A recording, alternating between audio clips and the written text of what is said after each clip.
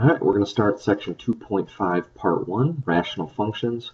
When we talked about parent functions, we did talk about rational functions, but we're going to look a little more in depth. All right, so what we're going to learn how to analyze rational functions, and we're going to talk about the domain and the asymptotes. Okay, so what does that mean? All right, so let's see here. A rational function, f of x, is the quotient, so I mean division problem, of two polynomial functions, a and x. So if you have a function divided by another function, that is considered a rational function. All right. However, b of x has to be non-zero. So remember, a fraction can never have 0 on the bottom. So a of x and b of x both are non-zero. Well, b of x is non-zero. A of x can be whatever it wants. All right. So the domain of a rational function is the set of all real numbers, excluding those values that make the bottom equal to 0.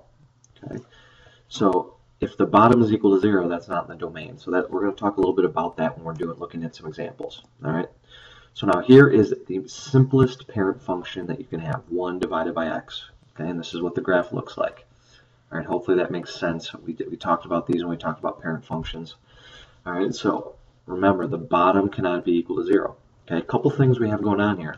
We have these lines. Okay, so I'm going to put this dotted red line in here. Okay, we have these lines. This one is called the horizontal asymptote, A-S-Y-M-P-T-O-T-E, so the asymptote. And then I'll put in the green one. Okay, this one is called the vertical asymptote. And if you notice, these are spots that our graph cannot touch. Remember, notice these blue lines never touch the green, or they never touch the red. Okay, so rational functions a lot of times have both a horizontal asymptote and a vertical asymptote. Okay, notice that that rational functions are discontinuous. Discontinuous. Okay, that's very sloppy, but that's okay.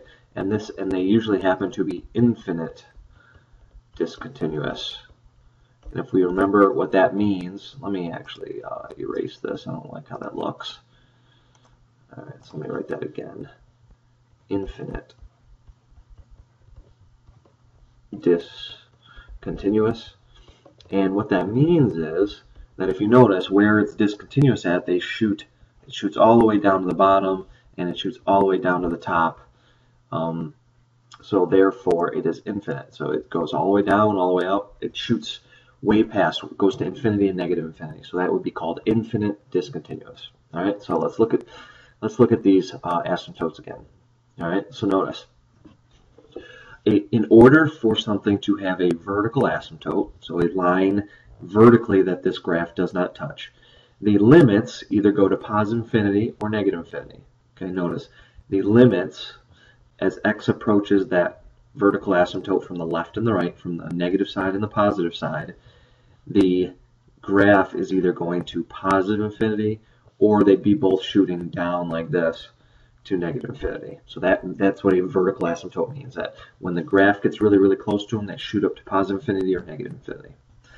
All right, so a horizontal asymptote talks about end behavior.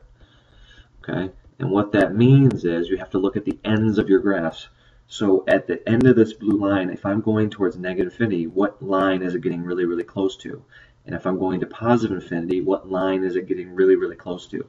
And for this one, the horizontal asymptote is y equals 6. This blue graph is getting really, really close to 6 from both the left and the right. So horizontal asymptotes deal with end behavior. Vertical asymptotes deal with x equals numbers, but the lines go to negative infinity or positive infinity. All right, so we're going to look more at this at some examples. All right, so example number 1. It says find the vertical and horizontal asymptotes for, okay, this equation. Okay, so if we're going to find the vertical asymptote, so I'm going to label it VA. All you usually have to do is figure out what the zeros are of the bottom of your denominator. Okay, so I'm going to set x minus 3 equal to 0. We're going to solve. So if I add 3, x equals 3 is my Okay, vertical asymptote. Okay, now how can we check that? How can we check x equals 3? Okay, and like it said over here, that at that number 3, okay, this one happened to be -2, but my limits should go either to positive infinity or to negative infinity. So if I go to my calculator and I have this x plus 4 divided by x minus 3, if I set my table and I want to start it at 3, and I'm going to go by 0.01, just so I can get really, really close to 3. Let's see what our table looks like. Okay, so notice at 3, I get an error. Okay, that should be clear. And if you notice, the closer I get to 3, it's going down to negative infinity because it's getting smaller and smaller and smaller. And then when I look at 3 going up from the bottom, the number's getting really, really big. So going towards 3 from the left, it's going to the negative infinity. And if I'm going up from the bottom, it's going to positive infinity. Therefore, it's a vertical asymptote. Okay? But 99% of the time, all you have to do is whatever makes the bottom 0, that's your vertical asymptote. So our vertical asymptote is x equals 3.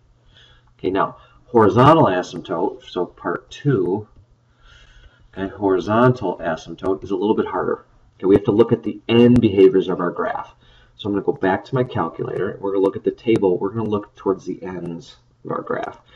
So I'm going to set my calculator to 0, okay, but I'm going to go by thousands. Okay, I'm going to go by thousands. And we're going to see what our graph does, getting really, really big and really, really small. All right, so let's see here. So I'm going to starting at 0, and we're going to get bigger. So what numbers are these getting really, really close to? 1.005, 1.0004, 1.0003. If you notice, it's getting really, really close to 1. Okay, it should get closer and closer to 1. Okay, now we have to test the other way. Okay, so I'm going to start it at 0 again. We're going to go by thousands. We can even go by, let's go by 5,000. And we're going to see what number it goes to if we go towards negative infinity. Okay, so as x is getting smaller, look at what it's getting closer and closer to. 0.9996265, 0.99977, 0.9998, 0.99. If you notice, it's also getting really, really close to 1. 0.99999 is 1. So our horizontal asymptote is, okay, y equals to 1. Because, I don't know what happened there, because it is getting really, really close to 1 on both the left and the right-hand side. And if we look at our graph, okay, so we said our vertical asymptote was 3. Well, here's 3. Notice, okay, the graph never touches at 3. Okay, and our horizontal asymptote, we said it was 1. Okay, so if I go to 1, look, our graph doesn't ever touch at, okay, 1. Okay, so I gotta pause the video, let my cat out, be right back. Alright, so that's how we find the vertical asymptotes and the horizontal asymptotes. Okay, let's look at one more example. Okay, so it says find the vertical and horizontal asymptotes for. Okay, we have a new equation. So we're gonna do step 1. To find the vertical asymptote, we're gonna set the bottom equal to 0. Alright, so let's see again here. Let me move the graph out of the way. Let's see what we get. So I'm going to 1,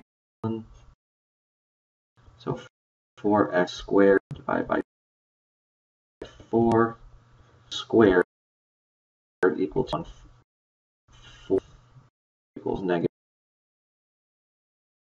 fourth. The square root is something I get squared equals 1/4. Now let's grab a negative. So with this, if it's square root of a negative, those are it doesn't have zeros. So if it doesn't have any zeros, then there are no vertical asymptotes. So you can just write none. So there are no vertical asymptotes. All right. So, and if we look at the graph here, this is continuous. Actually, there's a number where this graph doesn't touch no vertical asymptotes because there's nothing on them that will make this 0. All right. So I'm going to slide all this over, and let's do the second one. Okay. So the part 2 is finding the horizontal asymptotes. All right, so what we have to look here for is the end behavior. Okay, so I'm going to go to my calculator, I'm going to turn off this equation, and I'm going to turn on this one because this is our new one. So if you graph it, and we're going to set our table again, we're going to start at 0, and we're going to go by 5,000. So we're going to see if this gets really, really close to a particular number. Getting really, really big and really, really small. So I'm going to get really, really big. Notice, what do we notice? The bigger we get, it's getting closer and closer to 2. And if we go the other direction, let's see what it does. Notice it's equal to 2. Y equals 2. And if we notice, here it is. There's our horizontal asymptote. Horizontal asymptote, it doesn't have any, because there's no number that will make the bottom equal to 0. They're imaginary. They're not real. All right, so there's example 2. Okay, we're going to try this one on our own. You can either try this one on your own. We're going to do this one in class. Make sure everybody's on the same page. Have a good night, and I will see you tomorrow.